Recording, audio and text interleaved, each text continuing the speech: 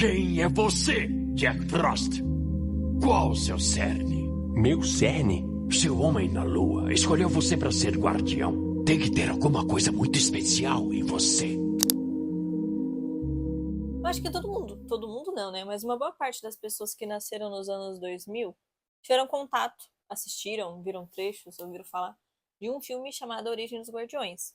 Se você não se lembra por nome, tenta lembrar de um filme aí da sua infância que tinha um menino de cabelo branco que usava um moletom azul e tinha o poder de gelo. O nome desse filme é A Origem dos Guardiões.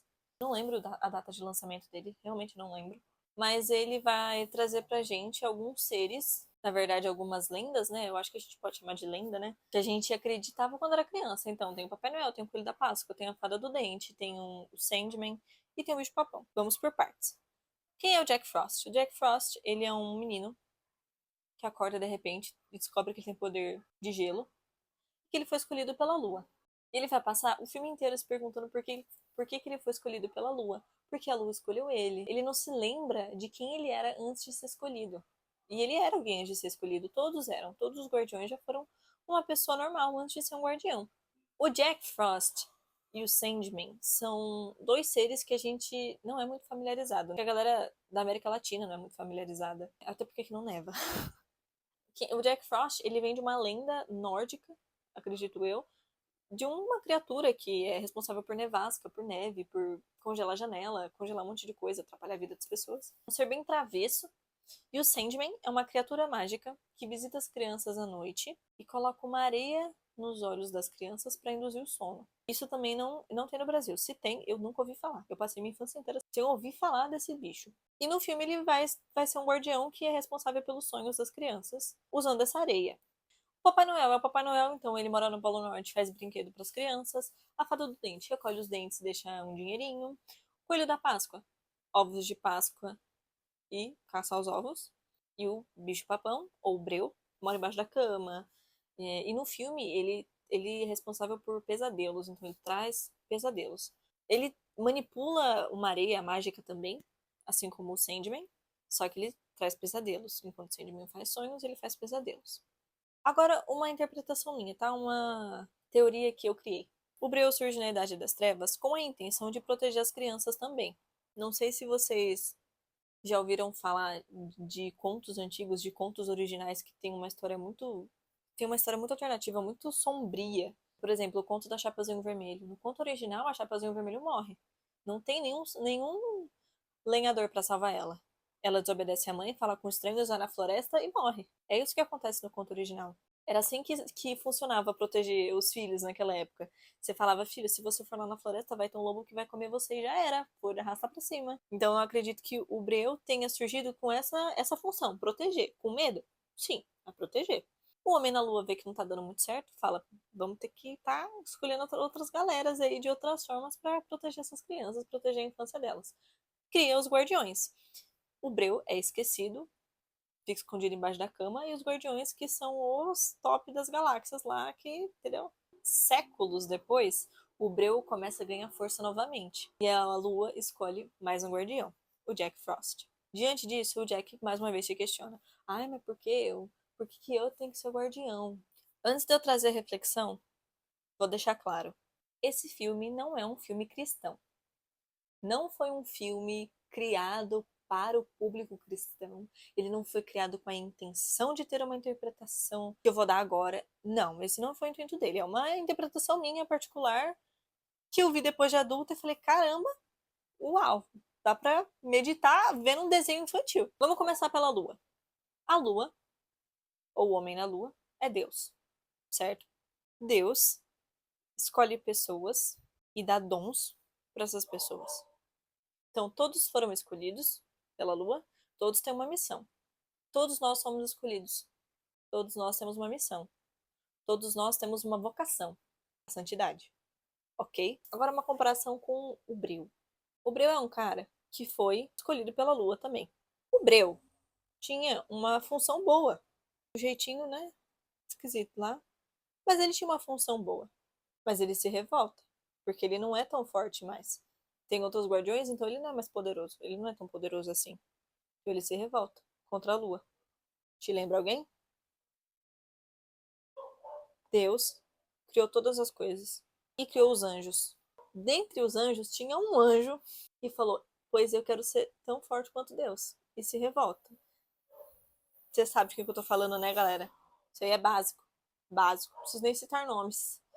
Claro, talvez no filme o Bran não tenha sido criado com essa intenção boa e não tenha toda essa purpurina que eu tô colocando, mas, pô, é uma interpretação que eu tive. Tenta enxergar com o olhar que eu enxerguei. Faz esse esforço, usa a sua criatividade. O Jack nos representa. Quantas vezes Deus nos chama? Quantas vezes ele nos coloca numa situação que a gente se questiona por que a gente tá lá? Por exemplo, ele dá uma responsabilidade pra gente que a gente não quer. Vamos ser sinceros. Deus dá umas coisas na nossa mão que a gente fala: Jesus, por que Deus? Por que o Senhor tá me dando isso? Eu não sou capaz disso. Por que o Senhor me escolheu? Eu preciso saber um porquê. Por quê? Tem um diálogo no filme que eu gosto muito.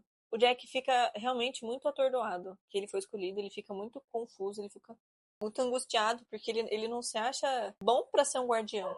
E o Papai Noel fala pra ele: quem é você, Jack Frost? Qual é o seu cerne? E o Jack fala: meu cerne? E o Papai Noel, nesse universo, ele é russo, né? Eu acredito. Então ele pega uma boneca russa dele mesmo, a boneca russa dele, é o desenho dele. Se eu não me engano, o nome dessas bonecas é Matrioscas. Aí o Papai Noel entrega a Matriosca pro Jack e fala: por fora eu pareço ser um cara grande, bravo, mas quando você me conhece, o que que eu sou? E o Jack vai abrindo a Matriosca. A Matriosca é uma boneca que você vai abrindo e vai tendo várias dentro. E conforme ele vai abrindo a Matriosca, ele vai vendo que existem várias camadas do Papai Noel que ninguém conhece. Até que ele chega no cerne do Papai Noel. E o Papai Noel explica: com o meu cerne, eu faço tudo isso. Tipo, e ele mostra, né, o escritório dele, o lugar lá que ele trabalha. O cerne deles é o que eles usam para proteger as crianças. A aparência é diferente de essência. E essa aqui é a Letícia. Mas eu tenho uma essência. E dessa essência eu tenho que usar para me santificar. Sabe? Eu tenho dons. Dos meus dons eu tenho que usar para me santificar. No filme, o Jack, ele só vai descobrir o cerne dele no final, tá? Tem um diálogo no final que mostra qual que é o cerne do Jack. Então, voltando, a minha essência, os meus dons, são as graças que Deus me dá para eu conseguir ser santa.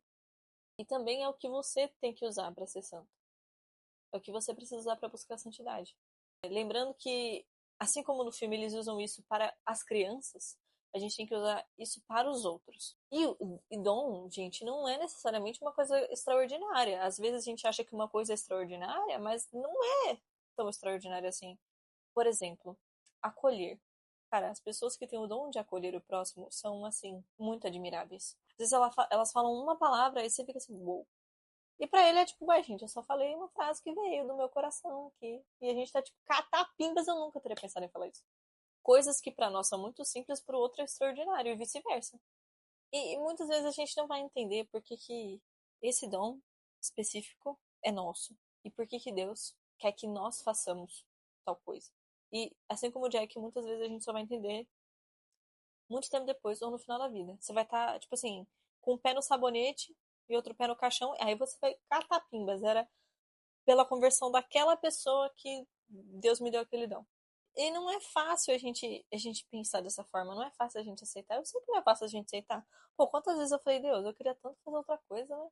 Ó, fulano de tal ali fazendo tal, eu queria fazer aquilo, eu não posso fazer aquilo? Não, você não tem o dom de fazer aquilo, eu não quero que você faça aquilo. Eu quero que você se santifique através disso.